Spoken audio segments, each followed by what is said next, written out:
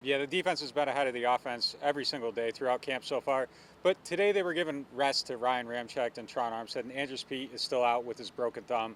So it's not a surprise that the defense is in there creating pressure almost every single play, it seems like. And Drew Brees struggled with it today. He threw two interceptions, one to Alex Anzalone, another one to Marcus Williams. And it's been a little bit of a rough ride for the offense, but that's generally the case during the offseason. It takes them a little bit longer to get it going. And then without those guys in there, it just is all kind of come together to create some really good days for the defense. One of the guys that you mentioned on that defense was David Onyemata, and he's back, and it seems like he's kind of getting in a groove, and he's been that guy who's come along developmental wise, getting to the point he's at. Do you see him making those kind of strides here, especially in this training camp? He's been one of the standout guys each of the first 3 days. We've seen him back there creating a lot of pressure.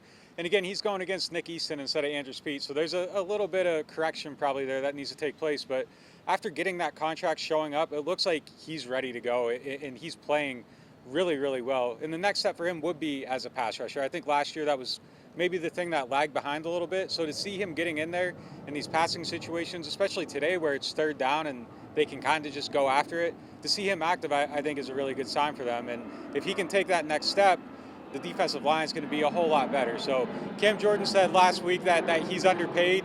Maybe he is a little bit underpaid, even though he just got this new contract. So it's been a very good start for him.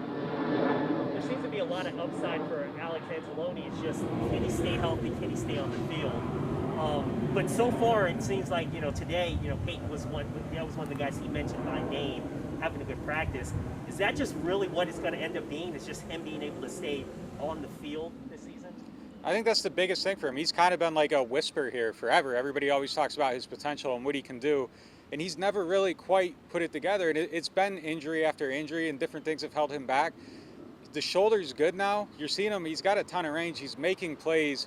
If he can stay active and just stay healthy, that linebacker core is going to be so much better than it was last year. There's a ton of depth there, and then they got a guy like Malcolm Jenkins where if they want to get real crazy with their safeties, they can drop him in the box too as a linebacker. So there's a lot of combinations there, but if you can get one of these other linebackers outside of Demario Davis to distinguish themselves and live up to their potential, that group, which is kind of a question mark, all of a sudden becomes a strength, and I think he's really the biggest piece to that. One thing that kind of stood out that Payton has said before is, especially with how this training camp is set up, if they don't know your name by now, especially for the young guys, then they better start knowing your name.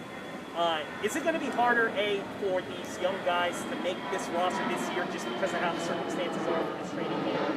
And out of those guys who are on that fringe, who's been that one guy that's kind of stood out so far that may have a chance of making the roster as that undrafted guy, or that guy that's just been brought in that has a chance to make it that you wouldn't normally think he would be able to make the roster?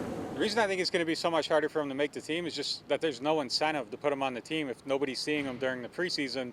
And if you can keep him a secret, you can hide him on the practice squad. So unless someone's going to just make a huge contribution, there's really no point in putting him on the team. And, yesterday Ryan Nielsen, the defensive line coach, he was real coy about the young guys and didn't want to say anybody by name. So everyone they can keep hidden, they're going to keep hidden.